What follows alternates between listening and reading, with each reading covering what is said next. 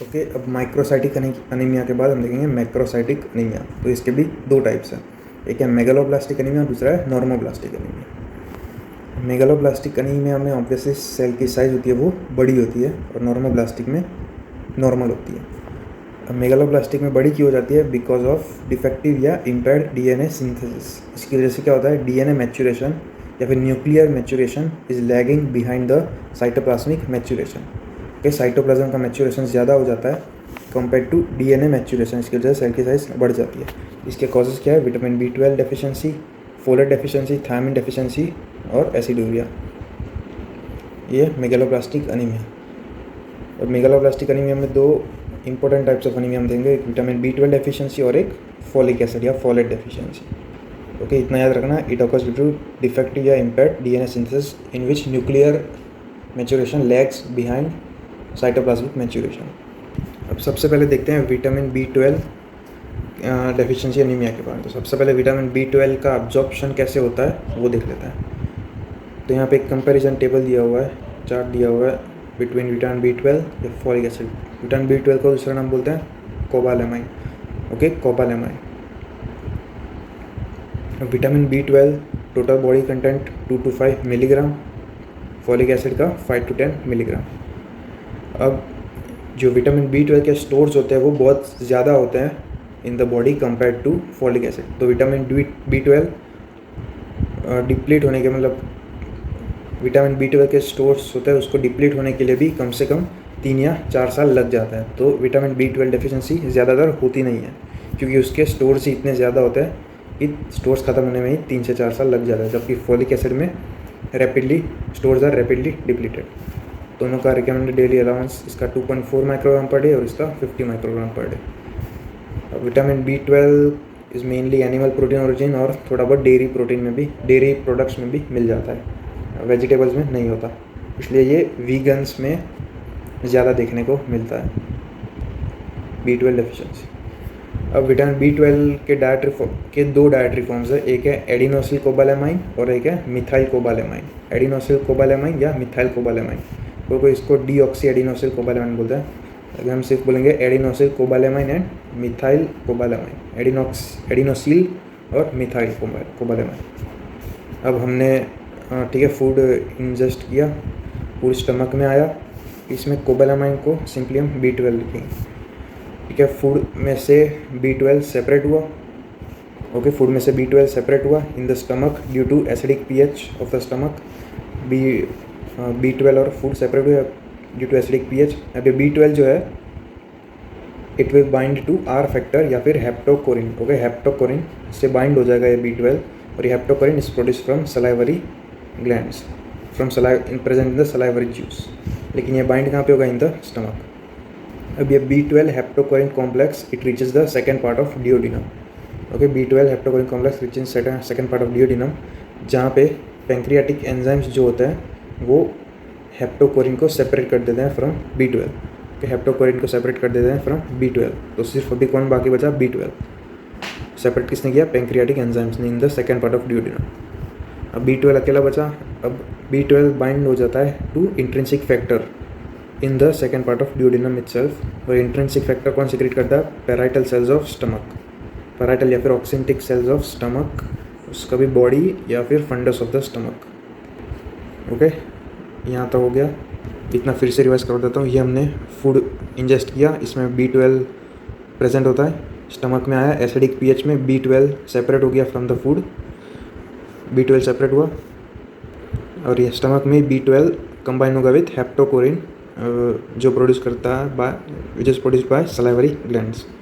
B12 और haptocorrin आगे जाएंगे in the second part of duodenum where it will be acted by pancreatic enzymes और and it will break the B12 haptocorrin complex. तो सिर्फ B12 बचा। B12 combine होगा with intrinsic factor, तो कौन सा कॉम्प्लेक्स बनेगा? B12 intrinsic factor complex in the second part of duodenum. और इंट्रिंसिक फैक्टर सीक्रेट कौन करता है? Parietal cells of stomach. यहाँ तक हमने देखा, कहाँ तक? B12 intrinsic factor complex form हुआ वहाँ तक। ओके, B12 और इंट्रिंसिक फैक्टर फॉर्म हुए। अब ये जाएंगे इलियम में। तो इलियम में प्रेजेंट होता है क्यूबिलिन या फिर क्यूबाम रिसेप्टर्स, ओके, क्यूबिलिन या फिर क्यूबाम रिसेप्टर्स।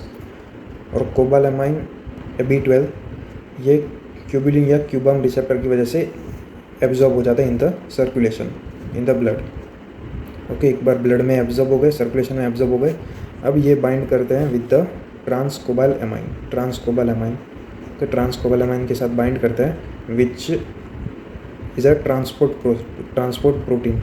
तो ये क्या करेगा, B12 को ट्रांसपोर्ट करेगा इन इट्स रिक्वायर्ड साइट। अब ये B12 ट्रांसकोबालामाइन के साथ बाइंड किया तो उसे बोलते हैं होलो ट्रांसकोबालामाइन। फिर यहाँ ये ट्रांसपोर्ट होता है into bone marrow for erythropoiesis या फिर लीवर में फॉर स्टोरेज। अभी ट्रांसकोबालामाइन के भी 3 टाइप्स है, टाइप 1, 2 एंड 3। उसमें से जो मेजर ट्रांसपोर्ट प्रोटीन है इट इज़ ट्रांसकोबालामाइन 2। जो मेजर ट्रांसपोर्ट प्रोटीन है इट इज़ ट्रांसकोबालामाइन 2। और ट्रांसकोबालामाइन 1 it is not important in transport because it has no delivery function, and type 1 is produced by granulocyte, while type 2 and type 3 they are produced by various tissues in the body, diverse tissue। Okay, हमने यहाँ तक देखा था B12 entrance effector complex form हुआ था, फिर ये ilium में गया, इलियम में जाने के बाद बाइंड हुआ विद द ट्रांसकोबालामाइन, जहाँ पे ट्रांसकोबालामाइन 2 उसमें से भी, और फिर it will transport B12 into bone marrow for erythropoiesis या फिर इनटू लीवर फॉर स्टोरेज। ये था B12 का पूरा एब्जॉर्प्शन पाथवे। अब देख लेते हैं रोल ऑफ विटामिन B12 क्या होता है, B12 का रोल।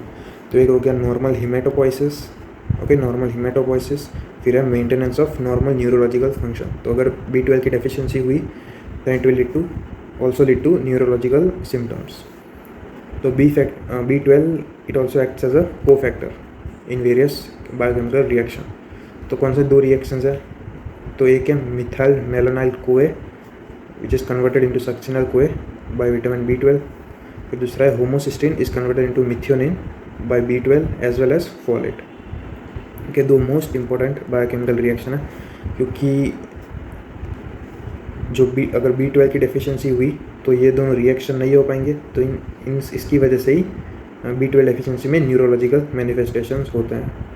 ओके, फिर से मिथाइल मेलानाइल कोए कन्वर्टेड टू सक्सिनल कोए, ओके, सक्सिनल में सिर्फ विटामिन B12, जबकि होमोसिस्टीन टू मिथियोनाइन में B12 as well as folate. अब B12 डेफिशिएंसी में मिथाइल मेलानाइल कोए भी इंक्रीज हो जाएगा और होमोसिस्टीन भी इंक्रीज हो जाएगा इन द यूरिन, जबकि फोलेट डेफिशिएंसी में सिर्फ होमोसिस्टीन इंक्रीज हो जाएगा इन द यूरिन। अब B12 के बाद देखते हैं फॉलिक एसिड का मेटाबॉलिज्म।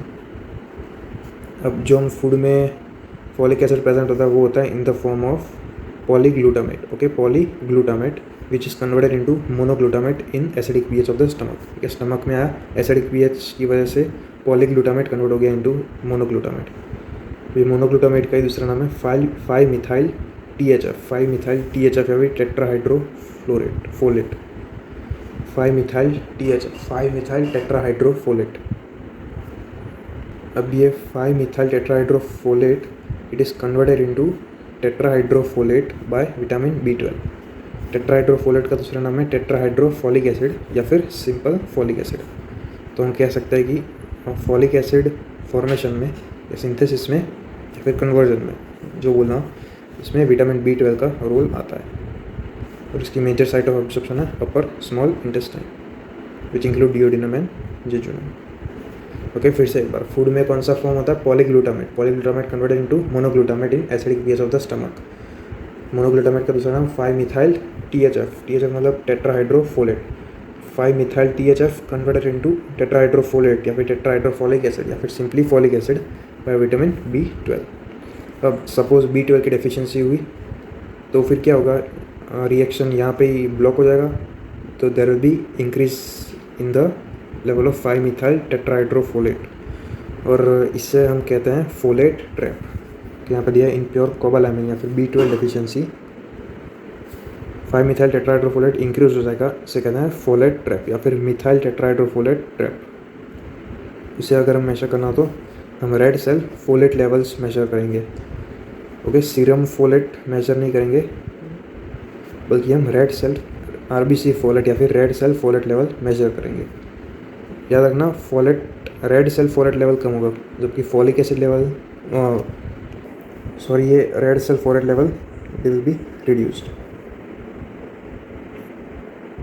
फिर से 5 मिथाइल टेट्राटोफोलेट लेवल इंक्रीज होंगे due to vitamin B12 deficiency, जिसे बोलते हैं फोलेट ट्रैप।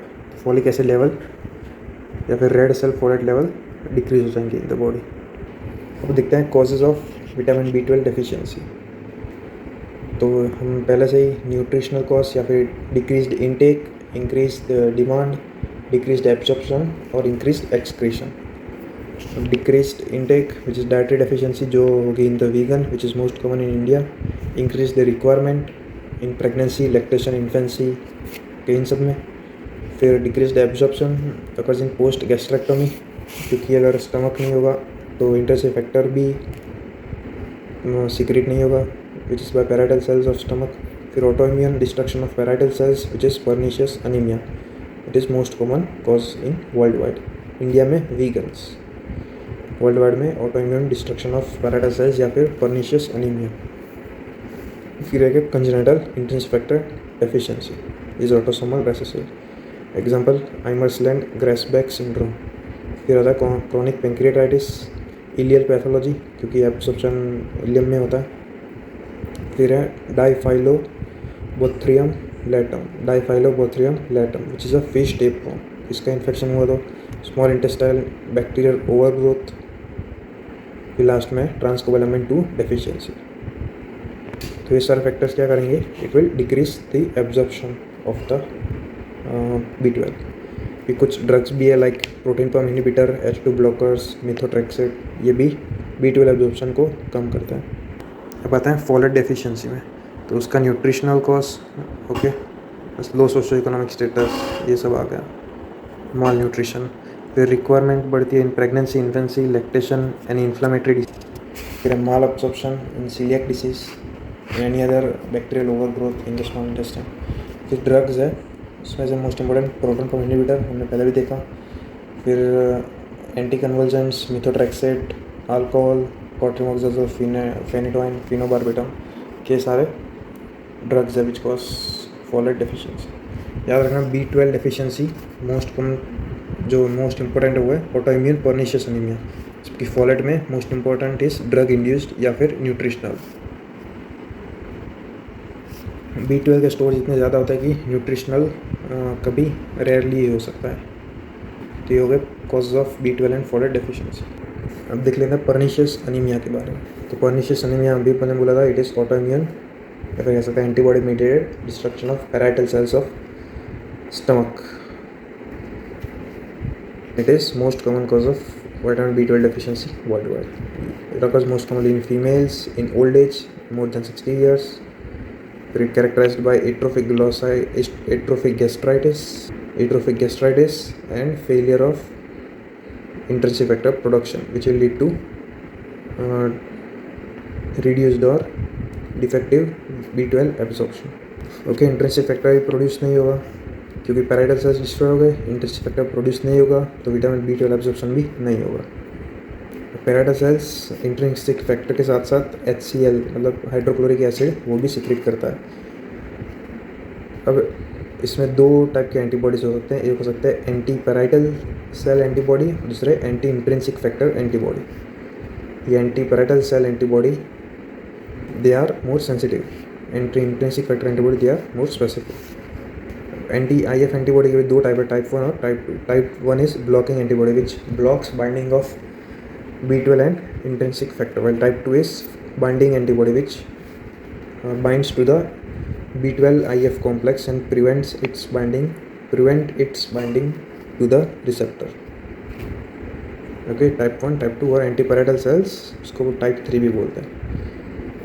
ये हो गए टाइप्स ऑफ एंटीबॉडीज। फिर इसके कॉजेस क्या क्या होंगे, कॉजेज में क्लिनिकल फीचर्स क्या होंगे। एक हो गया हाइपोक्लोराइड्रिया, मतलब पैराइटल सेल्स नहीं है तो HCl भी प्रोड्यूस नहीं होगा, हाइपोक्लोराइड्रिया या फिर एक्लोराइड्रिया। फिर होगा megaloblastic anaemia due to intrinsic factor deficiency, क्योंकि B12 एब्जॉर्प्शन नहीं हो पाएगा उसके वजह से DNA मैच्योरेशन नहीं हो पाएगा, उसके लिए मेगालोब्लास्टिक एनीमिया। फिर है हाइपरगैस्ट्रीनीमिया मतलब गैस्ट्रिन सिक्रीशन बढ़ जाता है। नॉर्मली क्या होता है कि जो एसिड होता है स्टमक में, इट इनहिबिट्स गैस्ट्रिन सिक्रीशन, मतलब कंट्रोल में रखता है गैस्ट्रिक सिक्रीशन को। अगर HCl एसिड प्रेजेंट ही नहीं होगा तो फिर गैस्ट्रिक सिक्रीशन भी बढ़ जाएगा, विच विल कॉज हाइपरगैस्ट्रीनिमिया, और and it increases risk of gastric कार्सिनो tumour या फिर gastric adeno carcinoma. Gastric adeno carcinoma, ये सारे हो गए क्लिनिकल फीचर्स। एंड याद रखना पर्निशियस एनीमिया ये है ही it is an autoimmune disease, so it is always associated with some other autoimmune conditions like Hashimoto's, thyroiditis, Graves disease etcetera. अब देख लेते हैं क्लिनिकल फीचर्स। तो patient develops fatigue, okay, middle age female या फिर old age female, history of autoimmune illness, ठीक है, history of autoimmune illness या फिर एसोसिएटेड ऑटोइम्यून इलनेस।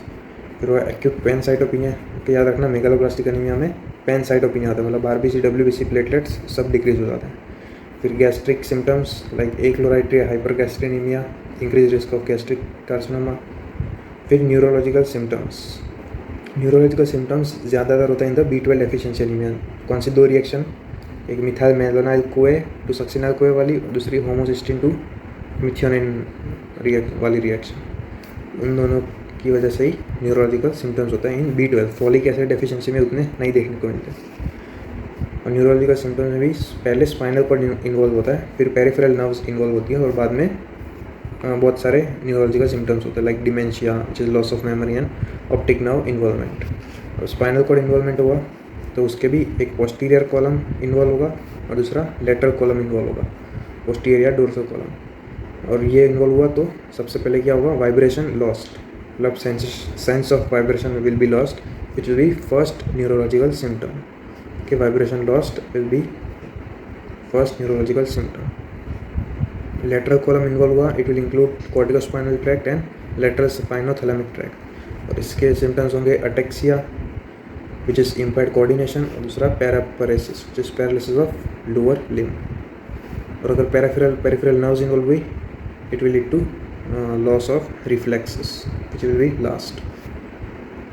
कि ये सारे न्यूरोलॉजिकल सिम्टम्स होते हैं। स्पाइनल कॉर्ड इन्वॉल्व हुआ, डोर्सल और लेटरल कॉलम्स, ओके, सबसे पहले वाइब्रेशन लॉस्ट हो गई, फिर corticospinal tract, lateral spinothalamic tract वो भी इन्वॉल्व हुए, ataxia, paraparesis, peripheral nerve involve हुई तो रिफ्लेक्सेस लॉस हो जाएगी, साथ में डिमेंशिया, ऑप्टिक नर्व इन्वॉल्वमेंट, ये सब भी होगी। फिर हमें देखने को मिलता है hyper pigmentation of skin near the nails, okay, मतलब नेल्स के आसपास वाला पार्ट है, यहाँ पे हाइपर पिगमेंटेशन देखने को मिलेगी। फिर atrophic glossitis, red beefy tongue, ठीक है, ये भी most important, red beefy tongue और एट्रोफिक ग्लोसाइटिस। फिर हमने देखा gastric adenocarcinoma due to achlorhydria. यहाँ इमेज में दिखा है hyperintense lesion in the spinal cord. Okay, फिर से एक बार फटीग होता है मिडिल एज फीमेल या ओल्ड एज फीमेल, पैनसाइटोपिनिया होता है, फिर गैस्ट्रिक सिम्टम्स होता है, गैस्ट्रिक सिम्टम्स, फिर न्यूरोलॉजिकल सिम्टम्स हमने देखे, इसमें स्पाइनल कॉर्ड सबसे पहले, फिर lateral dorsal column, lateral column, फिर पेरिफेरल नर्व्स, इसमें रिफ्लेक्स लॉस होते हैं, और बाद में डिमेंशिया और ऑप्टिक नर्व, फिर हाइपर पिगमेंटेशन ऑफ स्किन, फिर माउथ में रेड बीफी टंग और एट्रोफिक ग्लोसाइटिस और एडिनोकार्सिनोमा, गैस्ट्रिक एडिनोकार्सिनोमा। ये इमेज में दिए हुए हैं सारे सिम्टम्स। एक माउथ में होंगे ये एट्रोफिक ग्लोसाइटिस और बीफी टंग। स्टमक में होंगे गैस्ट्राइटिस, इंटेस्टिनल मेटाप्लेजिया, एक्लोराइट्रिया। फिर स्पाइनल कॉर्ड, उसमें डोर्सल ट्रैक्ट में अटेक्सिया, लेटरल स्पाइनल ट्रैक्ट्स में पैरापरेसिस। स्पाइनल कॉर्ड में क्या होगा, डीमाइलिनेशन होगा of dorsal and lateral tracts. फिर बोन मैरो का हम बाद में अभी देखेंगे। बोन मैरो में भी हाइपर सेलुलरिटी होगी, एरिथ्रॉइड हाइपरप्लेसिया होगा, जो एरिथ्रोपोइसिस होगी वो इम्पेयर्ड हो जाएगी। इसकी वजह से क्या होता है डिसएरिथ्रोपोइसिस या फिर मेगालोब्लास्टिक एरिथ्रोपोइसिस, क्योंकि बोन मैरो मेगालोब्लास्ट प्रोड्यूस करेगा in place of mature RBC. Dyserythropoiesis या फिर मेगालोब्लास्टिक एरिथ्रोपोइसिस। साथ में जांट मेटामाइलोसाइट भी देखने को मिलेंगे। फिर पेरिफेरल ब्लड में हमें क्या दिखेगा, hyper segmented RBC hyper segmented neutrophil, MCV increased, ये सब अभी बाद में देखेंगे स्मीयर। फिर ऑटो एंटीबॉडीज हमने देख ली, एंटीपैराइटल सेल एंटीबॉडी और anti intrinsic factor antibody. Okay, अब हम देखेंगे स्मीयर फाइंडिंग्स। तो स्मीयर में HB हीमोग्लोबिन लो, PCV या हेमाटोक्रिट लो, पैनसाइटोपिनिया में देखने को मिलेगा। अब स्मीयर में हमें दिखेगा मैक्रो साइट सेल्स, मैक्रोसाइट और ओवेलोसाइट, या फिर कह सकते हैं मैक्रो ओवेलोसाइट विथ मेगालोब्लास्ट। फिर हमें वेरियस साइज एंड शेप के सेल्स भी दिखेंगे which is anisopoikilocytosis. Earliest sign it is hyper segmented neutrophil, okay, hyper segmented neutrophil जिसमें मोर देन 5 लोब्स होंगे। और बोन मैरो में हमें क्या दिखेगा, डिस एरिथ्रोपोइसिस, मैंने अभी जो बोला डिस एरिथ्रोपोइसिस, साथ ही एरिथ्रोइड हाइपरप्लेसिया और megaloblastic erythropoiesis. This erythropoiesis is characterized by presence of Cabot's ring, Howell Jolly bodies, basophilic stippling।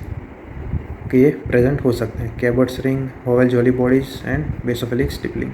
Okay, ये this is the example of macroovalocyte. Okay, macroovalocytes plus हमें anisopoikilocytes भी दिख रहा है, और ये एक एग्जांपल है ऑफ मल्टी लोबुलेटेड न्यूट्रोफिल जहाँ पे 5 लोब्स दिख रहे हैं हमें। ओके, मोस्ट इंपॉर्टेंट ये वर्ड याद रखना, डिस एरिथ्रोपोइसिस या फिर मेगालोब्लास्टिक एरिथ्रोपोइसिस, जहाँ पे ये प्रेजेंट हो सकता है, कैबर्ट्स रिंग, हॉल जॉली बॉडीज और बेसोफिलिक स्टिपलिंग। और ये मैंने पहले ही बोला था B12 और फोलेट, अगर B12 एफिशिएंसी होगी तो होमोसिस्टिन और मिथाइल मेलोनाइल कुएँ दोनों बढ़ेंगे, फोलेट में सिर्फ होमोसिस्टिन बढ़ेगी, और दोनों की डेफिशिएंसी होगी तो भी दोनों बढ़ेंगे इन the urine.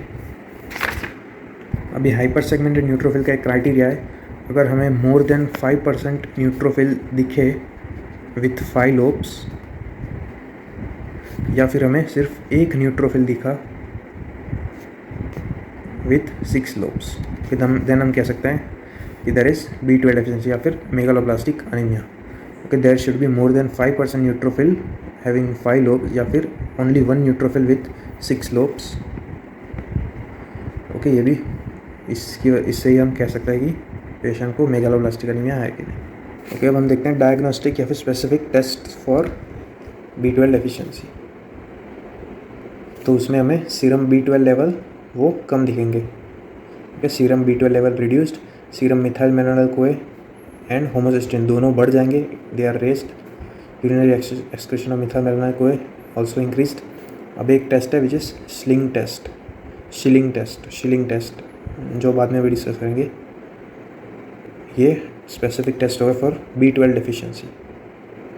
Okay, serum B12, methyl malonyl CoA, homocysteine, methyl malonyl CoA in urinary excretion और शिलिंग टेस्ट। और फॉलिक एसिड के लिए कौन सा है, एक है RBC फॉलिक एसिड लेवल जो कम हो जाएंगे, और एक फिगलू इन यूरिन जो नॉट इम्पोर्टेंट, सिर्फ RBC folic acid level are reduced. अब हम देखते हैं Schilling test for vitamin B12 absorption, vitamin B12 deficiency,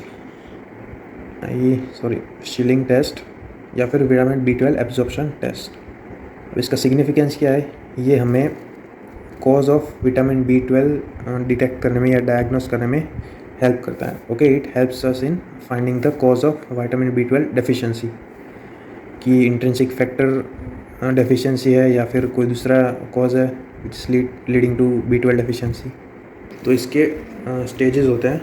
सबसे पहले हम क्या करेंगे, इतना तो फिक्स ही रहेगा, सबसे पहले हम intramuscular 1000 microgram radio active B12 देंगे पेशेंट को intramuscularly. Okay, intramuscular 1000 microgram radio active B12 ये किसके देंगे, क्योंकि जो पहले से ही B12 स्टोर्स होते हैं वो सारे सेचुरेट हो जाए,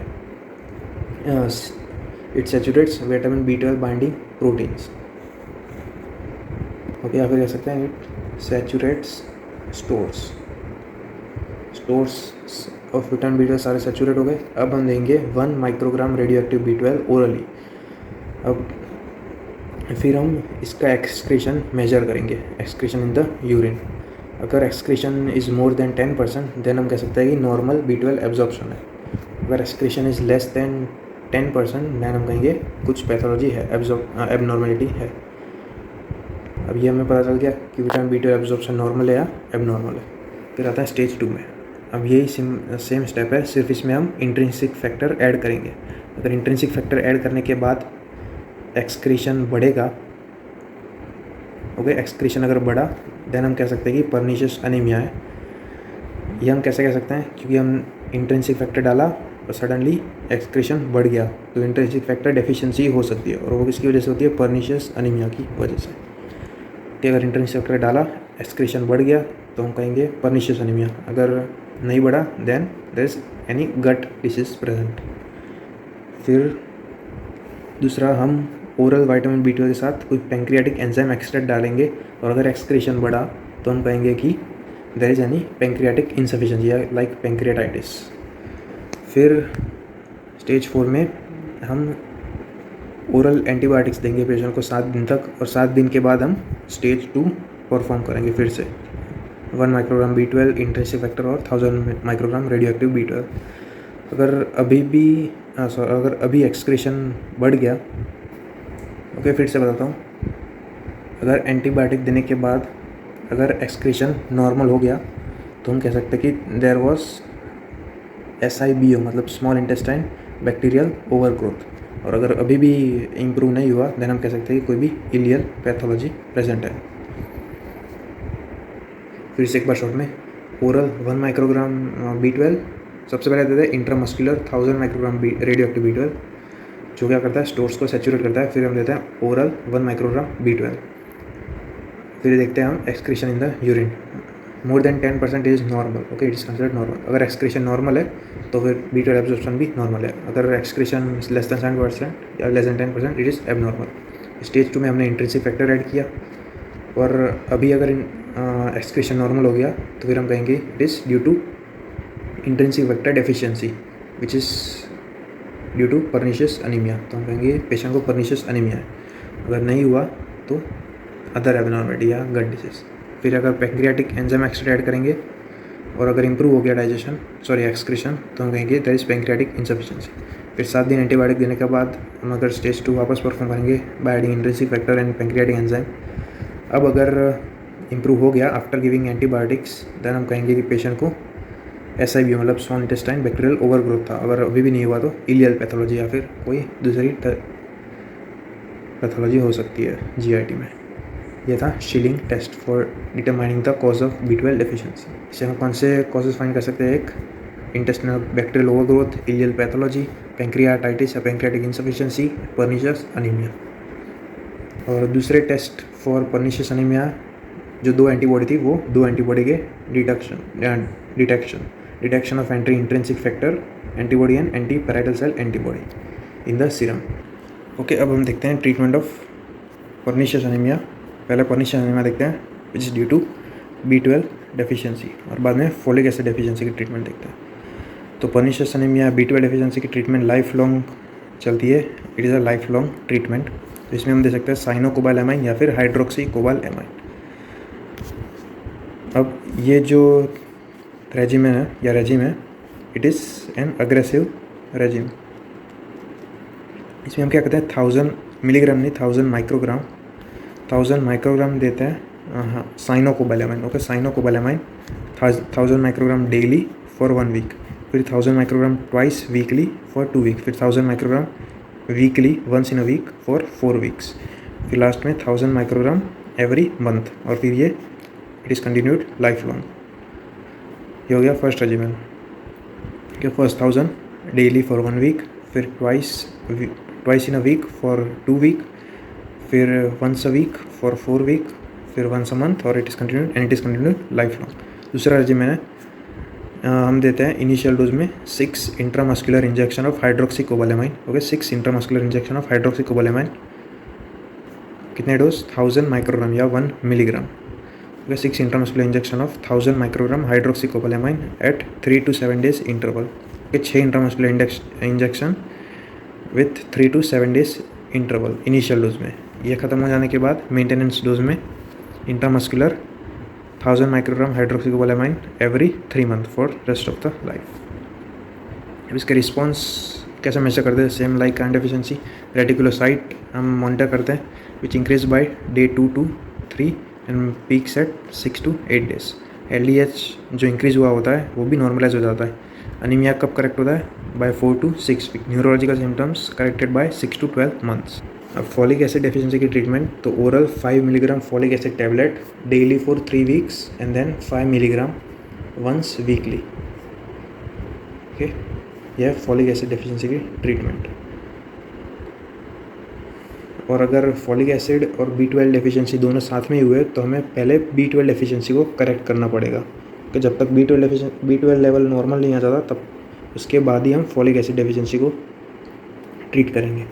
अब हम प्रोफाइलैक्टिक फॉलिक एसिड टैबलेट दे सकते हैं to pregnant female to prevent neurological tube defect, neural tube defect in foetus. अब ये एक टेबल दिया हुआ है between B12 deficiency and folate. तो prevalence, okay, folic acid more common. फिर मोस्ट इम्पोर्टेंट बता रहा हूँ, कॉज, ठीक है, इसका इनएडिक्वेट एब्जॉर्प्शन प्लस डायट्री, जबकि फॉलेट में इनएडिक्वेट इनटेक प्लस डायट्री। फिर न्यूरोपैथी, पेरिफेरल न्यूरोपैथी मतलब neurological symptoms more common in B12। फिर अगर B12 डेफिशिएंसी होगी तो सीरम फॉलेट या फिर आरबीसी फॉलेट या रेड सेल फॉलेट वो कम हो जाएगा, हमने देखा था, क्योंकि B12 is necessary for conversion of 5-methyl tetrahydrofolate to tetrahydrofolate या फिर टेट्राहाइड्रोफोलिक एसिड या फिर फॉलिक एसिड। तो इसकी वजह से B12 डेफिशिएंसी में रेड सेल फॉलेट कम हो जाता है, जबकि सीरम फॉलेट वो बढ़ जाता है या इंक्रीज हो जाता है due to folate trap. Okay, serum में बढ़ जाता है, रेड आरबीसी में सर्कुलेशन में कम हो जाता है। फिर होमोसिस्टिन और मिथाइलमेलानाइल कोए दोनों इंक्रीज होता है इन B12 डेफिशिएंसी, जबकि सिर्फ होमोसिस्टिन इंक्रीज होता है इन फॉलेट डेफिशिएंसी। कि ये था पूरा मेगालोब्लास्टिक एनीमिया जो होता है due to B12 deficiency, folate deficiency, in which there is impaired DNA synthesis. Okay, मैं शॉर्ट में बता देता हूँ हमने क्या क्या देखा। हमने सबसे पहले B12 की एब्जॉर्प्शन पाथवे देखा, फिर फॉलिक एसिड का मेटाबॉलिज्म देखा, उसके बाद कॉजेज ऑफ B12 डेफिशिएंसी देखे, फिर causes of folic acid deficiency देखे, उसके बाद क्लिनिकल फीचर्स देखे, फिर स्मीयर फाइंडिंग्स देखे, फिर डायग्नोस्टिस कैसे करता है वो भी देखा हमने, हीमेटोक्रिट वैल्यूज़ वो सब देखे, मल्टी लोबुलेटेड न्यूट्रोफिल वो सब,